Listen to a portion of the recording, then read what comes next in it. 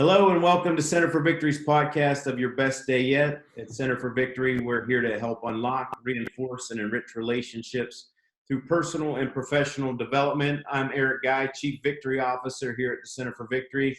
Today I have a very special guest, Mr. Bob Moore, Vistage Chair extraordinaire down from Memphis, Tennessee. Glad to have you on, Bob. Really excited for you to be talking to us today.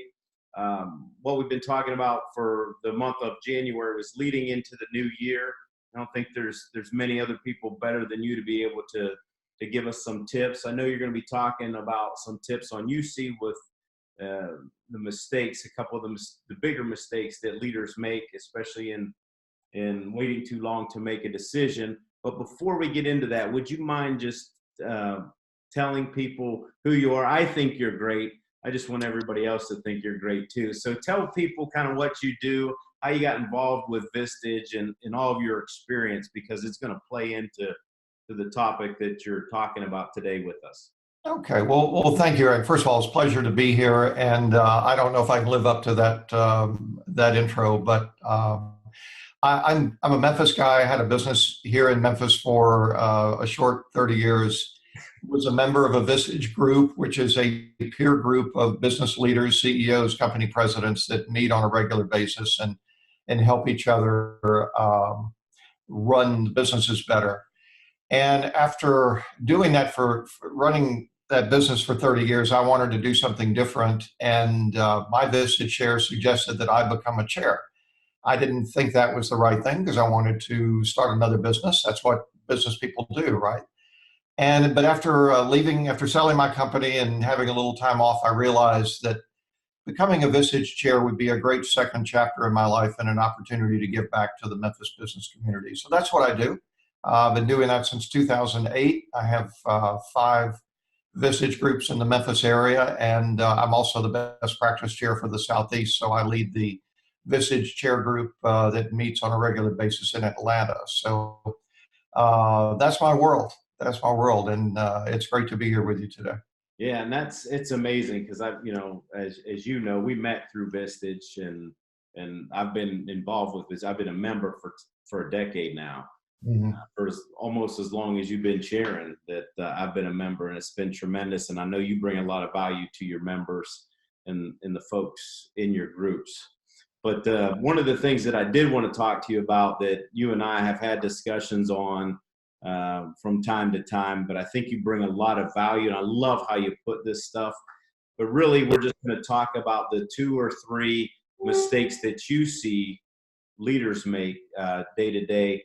You say they revolve around leaders that take too long to make decisions, and the first one is in hiring. So can you speak to that? What do you see? If you could tell a business person, a leader, about hiring, what advice would you give them? Well, first thing, since I wrote up those notes for you and talked about the mistakes, I've been thinking about it because your topic is leadership going into the new year. So I think rather than focusing on the negative, the mistakes, I'm going to reframe it. These are the things I think leaders should do in the new year. I think these should be their New Year's resolutions. So I'm going to change it up a little bit. But it's all about making decisions, and it's the concept. I think leaders generally make them too slowly, and I know I did when I had my company. I was bad at that. So this is a do as I say, not as I did thing. I've learned a lot over the last 10 years. But on the hiring side, every leader I know, every business owner I know makes 1 year, 3 year, 5 year financial forecast. But I encourage my Vistage members, make 1 year, 3 year, 5 year organization chart, org chart forecast. How many people is it going to take to accomplish those financial goals? And then as you reach those, or you see yourself reaching those goals, then start thinking, I need to strategically hire this position, that position. Because for 99% of positions out there, you can't hire someone, they walk in first day and they're very effective. There's onboarding time, there's training, there's familiarizing with the company's function, processes and culture and all of that. So you need to plan that ahead, and leaders often don't do that. So because I think they It's like, oh my, I think business is going to drop off, or I'm afraid to pull the trigger on that expense right now. So then what happens, they get to a point, finally, they know they have to have that person. So now they're under time pressure. And when you're under time pressure in hiring, you make mistakes. You hire people that you think, well, they're okay. I see some flaws, but we can live with it. You make compromises. And as you and I both know, that rarely goes well. Right. So I think the first thing on decision making is plan your hiring ahead of time. Years ahead is fine, it is ideal, and but even a year ahead is great. And then have an HR leader in your organization that works as your strategic partner on this, so you're hiring proactively as instead of reactively. That's a very good point. Not many people look at it that way, Bob. And I'm, if people could just walk away with just that one tip of just thinking about, okay, what, even in the next 6 months, I mean, if we just start there instead of just getting to where you need it and go, wow, man, we need to hire somebody, and then just all the mess that comes with that.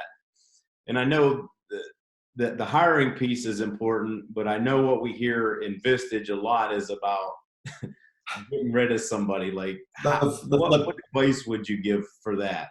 Yeah, the flip side of that. Yeah. It's an unfortunate but necessary part of business. Not everyone fits our company and our culture, or they may fit it for a while, but the company may outgrow them. And I see that a lot. So as I often say, if you watch television and watch movies, you'll think that every business owner gets up every morning, rubs their hands together, and thinks, oh boy, who can I fire today? Who can I make miserable? But the reality of it is just the opposite. Leaders are very reluctant to pull that trigger and make that decision. And I don't know if it's because of compassion. I don't want to do that to someone. I don't know if it's because of, well, if I do that, I've got to go hire someone and train them, and I don't want to go through that, that effort and that time. But the reality of it is you're not doing anyone any favors. You're not helping the company because you have a non-performer or a non-ideal performer in the role. You're not helping that person because if they're not performing well, they're probably not happy in their role. Yeah. And you're not helping the other people in the organization because nothing demotivates a high performer more than watching you tolerate a low performer. So it is a lose deal to keep them around.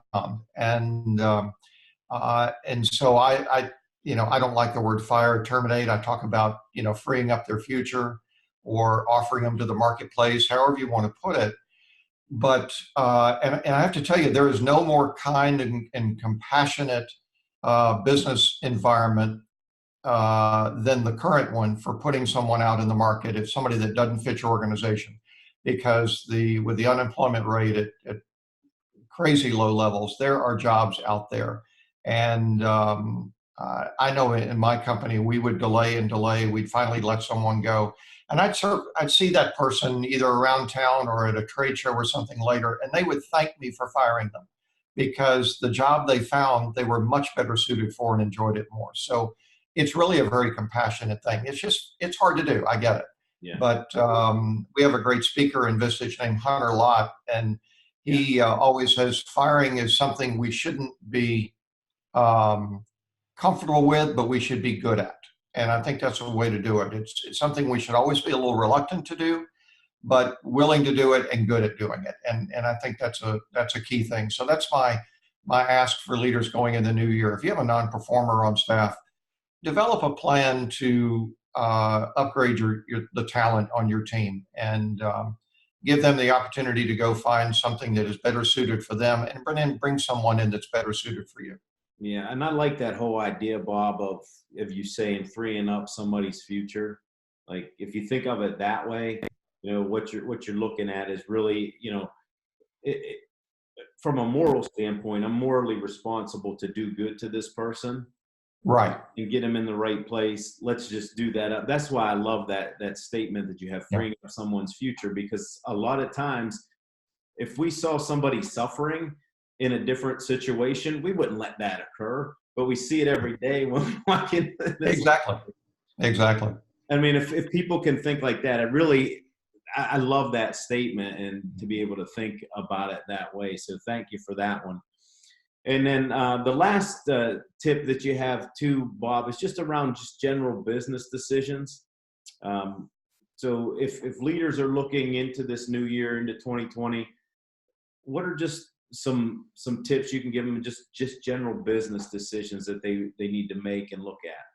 Yeah, I think a lot of, and I don't know if it's most leaders, a lot that I work with are very slow decision makers. They deliberate, they debate, they calculate, they do another study, they think about it some more, they mull it over, as someone described it to me recently.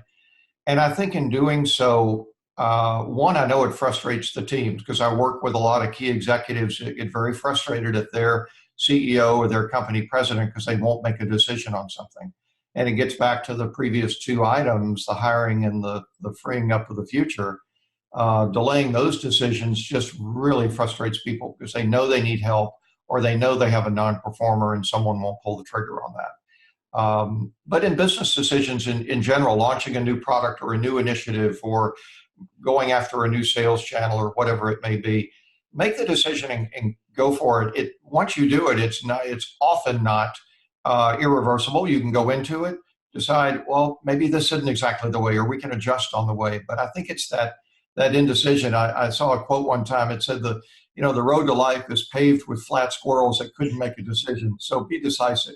And I think that's very true. And we and I don't know what we're afraid of.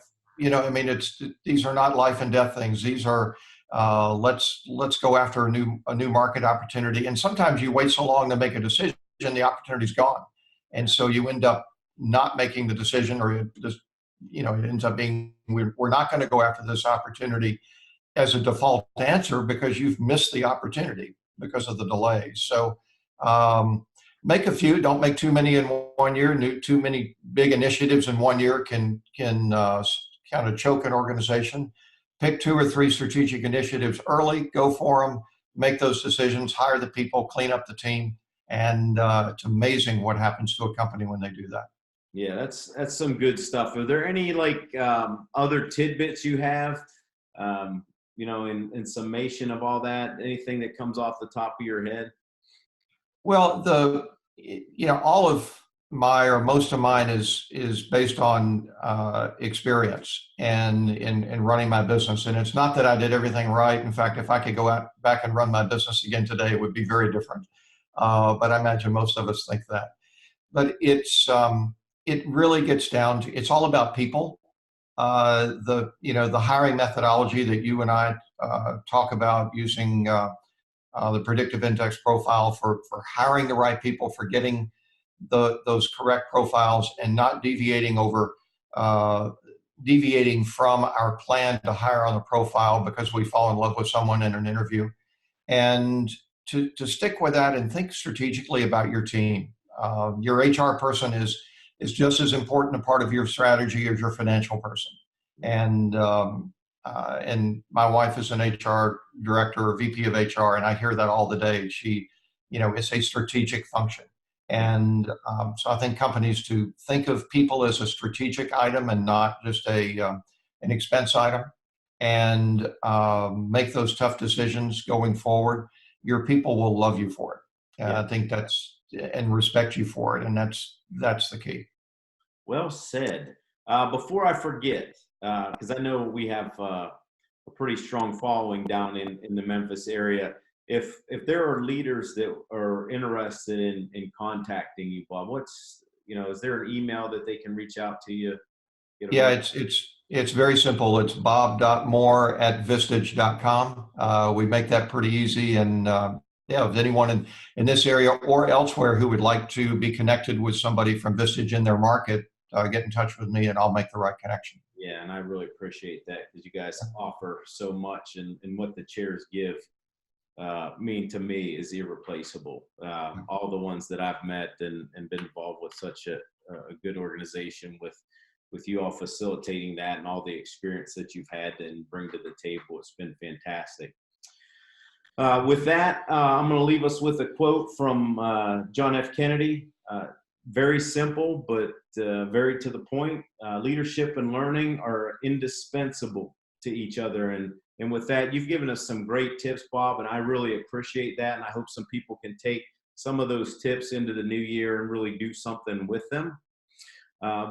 That's all for today, folks. I really thank you for watching. Make sure you leave this video a like or leave a comment down in the comment section below. We'd also appreciate it if you'd hit the subscribe button as well as the bell icon to get notified when we post next.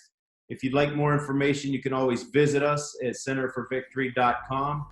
And remember, wherever you're at, whatever you're doing, make this your best day yet. Take care. Thank you, Eric.